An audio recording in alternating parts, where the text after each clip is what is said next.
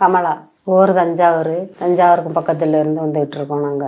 எனக்கு வந்து ஃபர்ஸ்ட் வந்து 15 வருஷத்துக்கு பிற்பாடு கேன்சர்னு சொன்னாங்க. வயிறு வலிக்கு போய் பார்க்க போனேன்.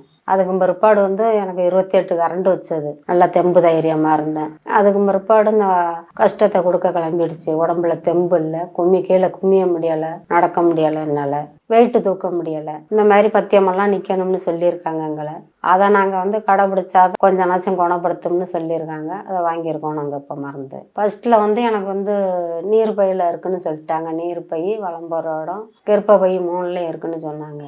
தடவை சாப்பிட்டப்போ எனக்கு நல்லா இருந்துச்சு. அது சாப்பிட்டு கொஞ்சம் பேக்கிங் போனாலும் கொஞ்சம் நல்லா இருந்துச்சு. அதில் போகிறதெல்லாம் நல்லா தெரியுது. கொஞ்சம் வயலதாக அது மாதிரி போயிட்டு இருந்துச்சு. கொஞ்சம் எனக்கு அப்போ பசங்கள்கிட்டையும் நான் சொன்னேன், இந்த மாதிரி போகுது, எனக்கு கொஞ்சம் சித்தம் ஆகிட்டு தான் இருக்குது, எனக்கு நல்லா இருக்குது, இந்த மாதிரி கரையிறதெல்லாம் நல்லா தெரியுதுன்னு பிள்ளைங்கள்ட்ட எல்லாத்தையுமே சொன்னேன். அப்படின்னு ரொம்ப பேர்கிட்ட சொல்லிட்டு தான் வந்திருக்கேன் நான். இப்போ சாப்பாடெல்லாம் மருந்து தங்கையில் உப்பு இல்லாமல் சாப்பிட்டாலும் கூட கொஞ்சம் நல்லா சாப்பிட்டு முடிஞ்சிச்சு என்னால்.